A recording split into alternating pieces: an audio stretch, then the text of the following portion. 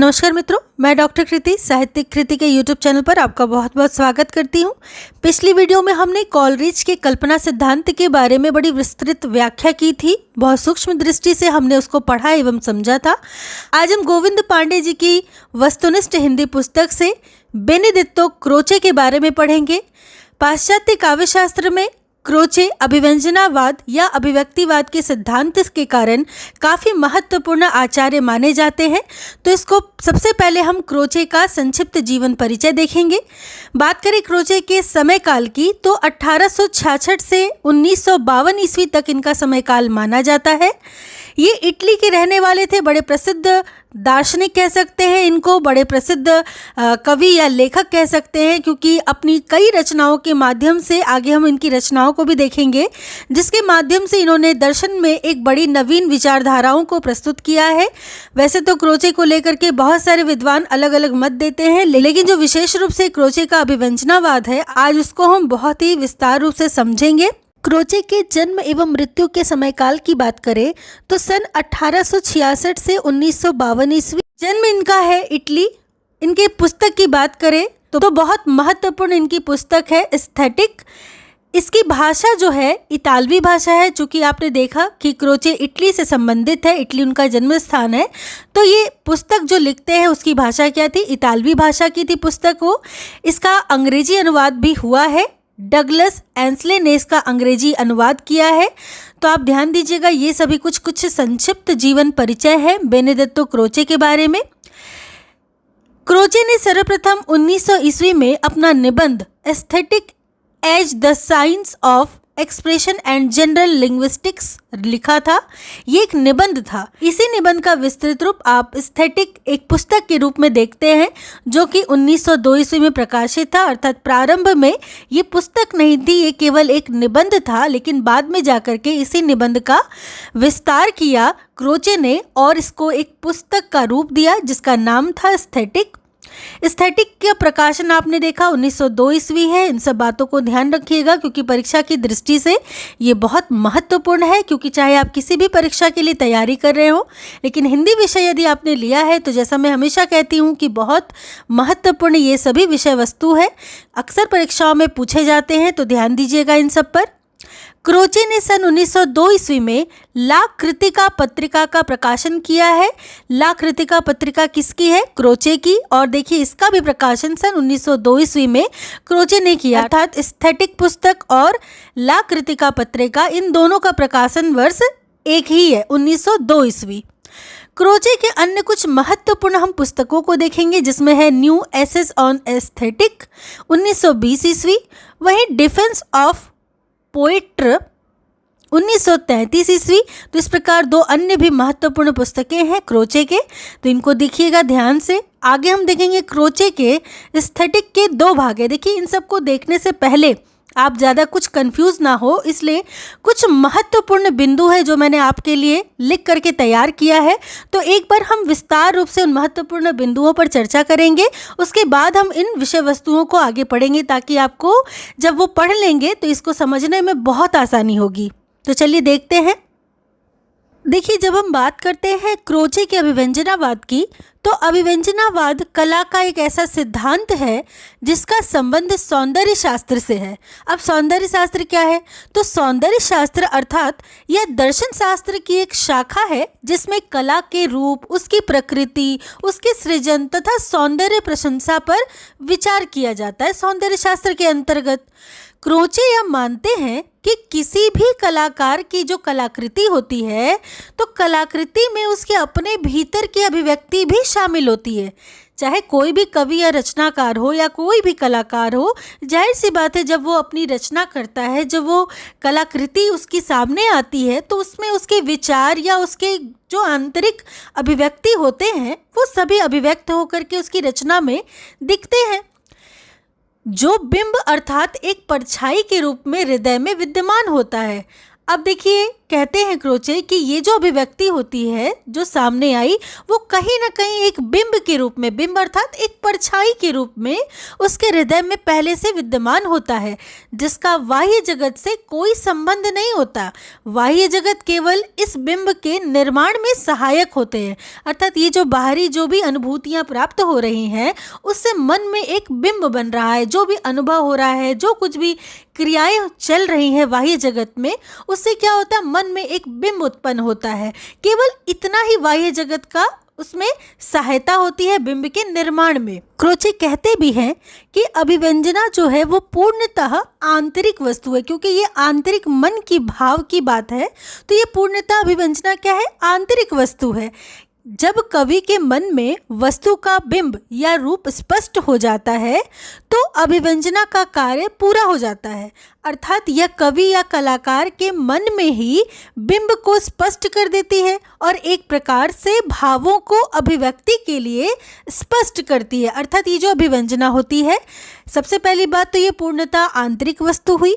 दूसरी बात जो ये अभिव्यंजना है, जब मन में कवि या कलाकार के इस बिंब को स्पष्ट कर देती है तो वहीं इस अभिव्यंजना का काम समाप्त हो जाता है। एक प्रकार से भावों की अभिव्यक्ति वो स्पष्ट कर दी, परंतु कहते हैं क्रोचे कि यह बिल्कुल भी आवश्यक नहीं है कि इसे बाह्य जगत में अभिव्यक्त किया जाए। वे यह भी कहते हैं कि भले ही कला एक आंतरिक वस्तु है, लेकिन कभी कभी कुछ क्षण ऐसे होते हैं जिन्हें बांधने के लिए कलाकार व्याकुल हो उठता है और अपनी सहानुभूतियों को बचाने के लिए रंग, शब्द, पत्थर के टुकड़े आदि किसी का भी सहारा लेकर उस आंतरिक अनुभूति को स्थूल रूप देता है। तो आपने भी कभी अगर कविता लिखी होगी तो आपको भी ये पता है कि कभी कभी मन का जो उद्वेग होता है, वो जो भाव होता है, वो इतना ज़्यादा प्रबल हो जाता है कि उस समय जो सामने हो आदमी लेकर के लिखने बैठ जाता है। इस प्रकार क्रोचे के अभिव्यंजनावाद का जो सार तत्व था वो मैंने आपको समझा दिया। मुझे उम्मीद है कि आपको कहीं पर भी इस तरीके से इतने आसान और सरल शब्दों में नहीं मिलेगा, तो आप बिल्कुल वीडियो को स्किप मत कीजिएगा। आगे भी इसी तरीके से मैं बहुत सारी चीज़ें हैं क्रोचे के अभिव्यंजनावाद में जो मैं आपको समझाऊंगी। तो ये जो क्रोचे का अभिव्यंजनावाद का जो मूल आधार था, मूल जो तत्व था, वो आपने समझा। आगे हम देखेंगे कि क्रोचे के एस्थेटिक के इन्होंने दो भाग भी किए हैं। एस्थेटिक आपको पता है कि क्रोचे के महत्वपूर्ण ग्रंथों में से एक है एस्थेटिक, और इसी एस्थेटिक में क्रोचे ने अभिव्यंजनावाद, सौंदर्य शास्त्र, इन सब पर विस्तार से चर्चा की है।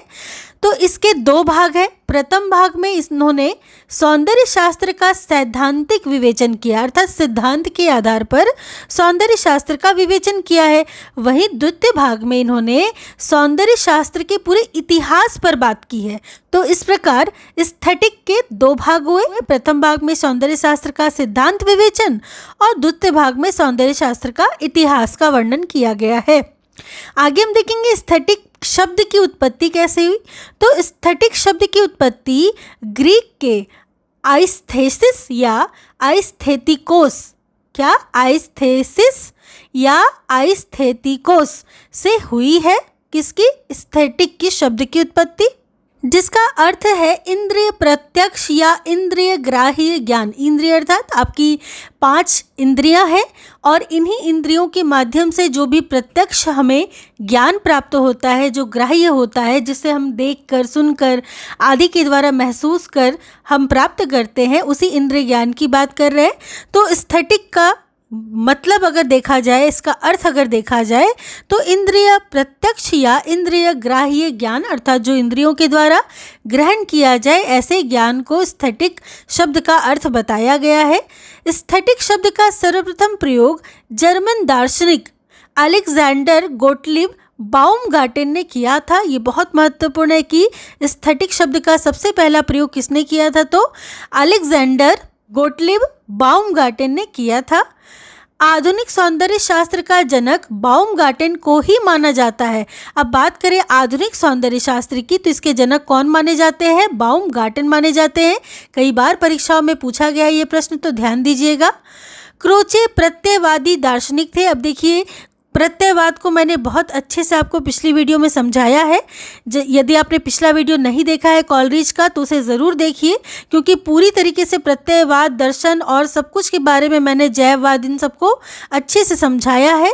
और बाकी के वीडियोस भी आपको पूरी प्लेलिस्ट में मेरी मिल जाएंगी जो मैंने हिंदी साहित्य से बनाई है अब तक, तो ज़रूर से उन सभी वीडियो को देखिएगा, बहुत महत्वपूर्ण है आपकी परीक्षा की दृष्टि से।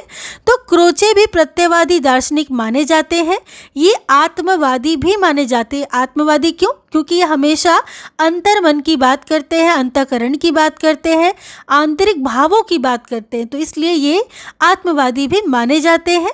क्रोचे आत्मा या चेतना की 4 क्रियाएं मानते हैं। अब देखिए, आत्मा या चेतना, इन दोनों को एक दूसरे का पर्याय बताया गया है। चेतना अर्थात सजीव, और सजीव के साथ आत्मा का मिलन है, क्योंकि आत्मा के नहीं रहने पर ये पूरा शरीर क्या है? निर्जीव है, कोई मतलब नहीं है शरीर का। उसी प्रकार इन्होंने, क्रोचे ने भी यही बात बताई है कि आत्मा या चेतना जो होती है उसकी 4 क्रियाएं होती है, ऐसा मानते हैं क्रोचे। अब हम उन क्रियाओं को देखेंगे, जैसे कि पहली जो क्रिया है वो है सैद्धांतिक या ज्ञान, और दूसरी क्रिया है व्यवहारिक या इच्छा। अर्थात आत्मा या चेतना की क्रिया को इन्होंने 2 वर्गों में बांटा है। प्रथम है सैद्धांतिक या ज्ञान और दूसरा है व्यवहारिक या इच्छा। सिद्धांत और व्यवहार एक दूसरे से वैसे भी काफ़ी विपरीत है, तो सिद्धांत में इन्होंने कुछ क्रियाओं को रखा है, वहीं कुछ क्रियाओं को इन्होंने व्यवहार में रखा है। सैद्धांतिक या ज्ञान पक्ष की बात करें तो इन्होंने अंतः प्रज्ञा की बात की है और तर्कात्मक बात की है।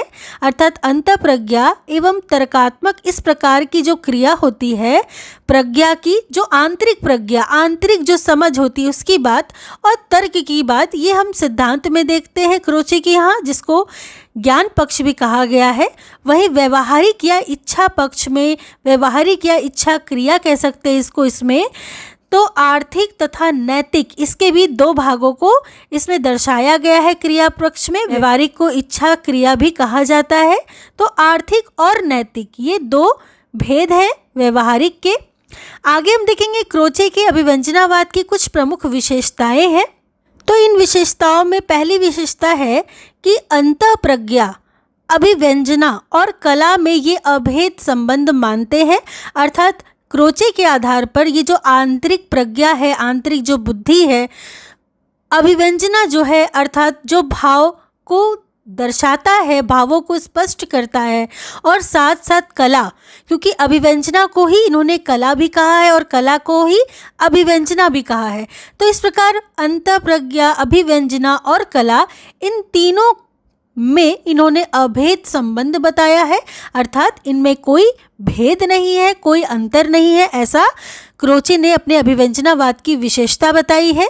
अभिव्यंजना आत्मिक क्रिया है, जैसे हम शुरुआत से पढ़ते ही आ रहे हैं कि अभिव्यंजना क्या है? आत्मिक क्रिया है, आत्मा की क्रिया है, एक आंतरिक क्रिया है।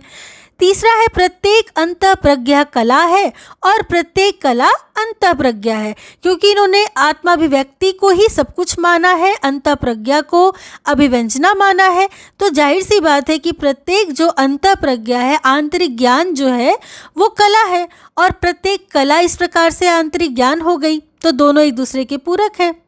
चौथा है कि कला वस्तु में नहीं होती है, बल्कि वस्तु द्वारा अभिव्यक्त रूप में वो होती है। तो अभिव्यंजना के आधार पर क्रोचे ये मानते हैं कि ये जो कला होती है वो वस्तु में नहीं होती, बल्कि वस्तु द्वारा अभिव्यक्त रूप में होती है। अर्थात उस वस्तु को जिस रूप में अभिव्यक्त किया जा रहा है, दरअसल कला उसमें होती है। रामचंद्र शुक्ल की एक बात है, इसमें मुझे ध्यान आ रहा है कि उन्होंने कहा भी है कि जो क्रोचे का ये अभिव्यंजनावाद का सिद्धांत है वो कहीं ना कहीं कुंतक के वक्रोक्तिवाद से बिल्कुल प्रभावित है, या कह सकते हैं उसका पूरक है, उसी के समान है। क्योंकि कुंतक ने भी वक्रोक्ति में यही कहा था कि जो उचित वक्रता अर्थात उचित वाणी, उचित वस्तु विधान ही काव्य के लिए सबसे ज़्यादा महत्वपूर्ण होता है, कि काव्य को किस प्रकार से प्रस्तुत किया जा रहा है, किस प्रकार के शब्दों को, अर्थात उचित जो उक्ति होती है उसके आधार पर ही काव्य को श्रेष्ठ माना जाता है। तो ठीक यहाँ पे क्रोचे की भी यही धारणा है। तो रामचंद्र शुक्ल ने इस बात को बताया भी है कि क्रोचे का अभिव्यंजनावाद वक्रोक्ति सिद्धांत से काफ़ी मिलता जुलता है। तो यही बात यहाँ पर क्रोचे भी कहते हैं कि ये जो कला है वो वस्तु में नहीं होती है, बल्कि वस्तु द्वारा अभिव्यक्त रूप में होती है। अर्थात जिस प्रकार से वस्तु को कह सकते पेश किया जाता है, जिस प्रकार से वस्तु का वर्णन किया जाता है, इसकी अभिव्यक्ति की जाती है, कला उस अभिव्यक्ति में होती है। पांचवा जो विशेषता है अभिव्यंजनावाद का वो है कि कला आंतरिक होने के साथ ही अखंड है। ये आंतरिक भी होती है और साथ साथ ये अखंड मानी गई है अभिव्यंजनावाद में कला। तो इस प्रकार ये सब कुछ महत्वपूर्ण विशेषताएं थी। इन सबको बहुत अच्छे से देखिएगा क्योंकि कथन और संदर्भ वाले प्रश्नों में इनको पूछा जाता है। आगे देखेंगे क्रोचे कला निर्माण में कुछ चरण माने हैं जो निम्न है, अर्थात कला का निर्माण कुछ चरणों के माध्यम से होता है। हम देख लेंगे वे कौन कौन से चरण हैं। तो संस्कार, अभिव्यंजना, सौंदर्य मूलक आनंद, सौंदर्य का ध्वनि, गति, रेखा, रंग आदि में रूपांतरण। तो कला निर्माण के इन सभी चरणों को मुख्यतः 4 चरण दिए हैं क्रोचे ने। तो इन 4 चरणों के माध्यम से ही कला का निर्माण किया जाता है। क्रोचे ने कला निर्माण में प्रतिभा को मूल कारण माना है। तो यहाँ भी क्रोचे प्रतिभा को ही ज़्यादा महत्व देते हैं कि जिसमें प्रतिभा होगी वही कला निर्माण में सबसे ज़्यादा श्रेष्ठ होगा और कला निर्माण में प्रतिभा को मूल कारण बताते हैं। क्रोचे का कहना है कि कलाकार में सौंदर्य की उत्पत्ति होती है। किसमें होती है? कलाकार में सौंदर्य की उत्पत्ति होती है और भावक में सौंदर्य की पुनरुक्ति होती है। भावक अर्थात जो दर्शक होते हैं, जो श्रोता होते हैं, जो भावुक हो जाते हैं किसी भी कलाकार की कलाकृति को देख करके या किसी भी रचनाकार की रचना को देख करके। तो कहते हैं क्रोचे कि कलाकार में सौंदर्य की उत्पत्ति होती है और भावक में सौंदर्य की पुनरुत्पत्ति होती है। अर्थात ये जो उत्पत्ति हुई सौंदर्य की कलाकार में, वही सौंदर्य की पुनः उत्पत्ति कहाँ होती है? भावक के मन में होती है। अर्थात सृष्टा यानी कलाकार सौंदर्य का भागी होता है, क्योंकि सबसे पहले सौंदर्य की उत्पत्ति कहाँ हुई? कलाकार में हुई। इसलिए सौंदर्य का भागी माना है क्रोचे ने कलाकार को। और इसके साथ ही आपने संपूर्ण क्रोचे के अभिव्यंजनावाद का जो भी सिद्धांत था उसको पूरी तरीके से अच्छे से पढ़ लिया है। आशा करती हूँ ये वीडियो आपको बहुत मदद देगा, क्योंकि इस प्रकार सरल शब्दों में आपको अभी तक किसी ने नहीं समझाया होगा। ये बहुत महत्वपूर्ण वीडियो है, तो इसको बहुत अच्छे से आप समझिए और देखिएगा। अगली वीडियो में अब हम टॉमस स्टर्न्स इलियट को पढ़ेंगे। तो चैनल के साथ इसी प्रकार बने रहिए। नए आए हैं चैनल पर तो चैनल को सब्सक्राइब जरूर कर लीजिए, क्योंकि इसी प्रकार के वीडियोस मैं आपको बराबर देती आई हूँ, जिससे आपकी परीक्षा की तैयारी में बहुत मदद मिलेगी। और बहुत सारे ऐसे प्रश्नों को मैं साथ साथ बताती जाती हूँ जो आपकी परीक्षा की दृष्टि से बहुत महत्वपूर्ण है। तो चलिए अब समय है कल के प्रश्न का, जिसमें मैंने आपसे पूछा था कि कॉलरिज के महत्वपूर्ण ग्रंथ का नाम क्या है, जिसका सही उत्तर था बायोग्राफिया लिटरेरिया कॉलरिज के महत्वपूर्ण ग्रंथ का नाम है। और जिन विद्यार्थियों ने इसका सही उत्तर दिया था उनमें है बनवारी लाल। तो बनवारी जी, आपने बिल्कुल प्रश्न का सही उत्तर दिया है, तो आपको बहुत बहुत बधाई हो। तो अब समय है आज की कक्षा के प्रश्न का। तो आज का हमारा प्रश्न है कि एस्थेटिक पुस्तक के रचनाकार का नाम क्या है। तो जल्दी से इसका उत्तर वीडियो के कमेंट सेक्शन में अपने नाम और शहर के साथ लिखकर भेज दीजिए और चैनल को लाइक से सब्सक्राइब जरूर कर दीजिएगा। तो चलिए मिलती हूँ अगली वीडियो में टॉमस स्टर्न्स इलियट के साथ। तो तब तक के लिए आप सबका बहुत बहुत धन्यवाद।